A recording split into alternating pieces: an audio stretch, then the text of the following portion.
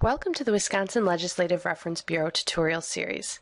This edition discusses how to navigate an enacted budget bill using 2011 Wisconsin Act 32 as a guide.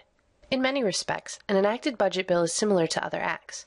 The title page includes the bill number as introduced, the act number, date of enactment, date of publication, and relating clause. Like other acts, a budget is also organized by ascending treated statutory units, each assigned a section number. Despite the similarities, budget bills can be more difficult to navigate than other acts due to their length and three unique characteristics: the Chapter 20 schedule, many pages of non-statutory sections, and in most cases, dozens of partial vetoes. The most distinctive of these characteristics is the Chapter 20 schedule, which is located in Section 20.005, subsection 3. To view the Chapter 20 schedule in a budget, you can use your browser's search function, Control and F on a PC, or Command and F on a Mac, and type in that statutory section.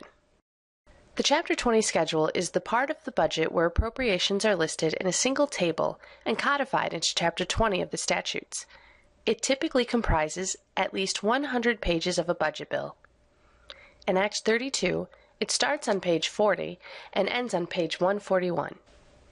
Following the Chapter 20 schedule, the budget continues to be organized by ascending treated statutory units until we reach the second unique characteristic of a budget, the large number of non-statutory sections. Since the 1991 budget, all of these provisions have had 4-digit section numbers that begin with 9. You can find the beginning of these sections by using your browser's search function and typing Section 9101.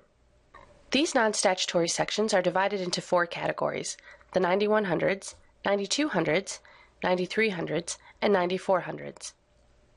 The 9100s, starting on page 491, are non-statutory provisions that make changes to law that do not have a continuing effect, and therefore do not need to be codified into statutes. An example may be the creation of a task force. The 9200s, starting on page 522, are fiscal changes not appropriate in the Chapter 20 schedule. Examples include provisions for mandatory lapses or account transfers. The 9300s, starting on page 526, are initial applicability provisions. These sections specify the single occurrence in a series of events that is the first to which a change in law applies. And lastly, the 9400s are effective dates.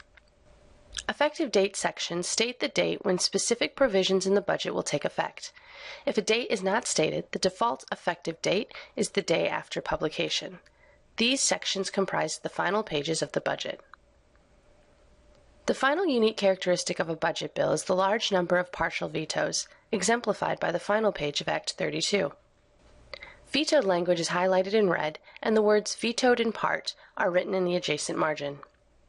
If you are interested in vetoed language, a governor's veto message can be a helpful companion document to an enacted budget by explaining vetoed provisions. For example, for more information on the partial veto of Section 9453 of Act 32, you can view the governor's veto message by opening a new tab, going to the state legislature homepage, and clicking the Documents link. If you are interested in a prior budget, select the relevant session or stay on this page for the current budget. Then, click the Veto Messages link and the act number of the budget. Vetoed provisions are organized by their section numbers in the enacted budget, so you may use your browser search function to quickly locate the section you are interested in. For example, for more information on the partial veto of Section 9453 of Act 32, we can search 9453. The ability to navigate a budget bill can be complex, but an understanding of the structure of a typical Wisconsin Act and these 3 unique characteristics is a good start. For more information on budget bills, please do not hesitate to contact the LRB for assistance.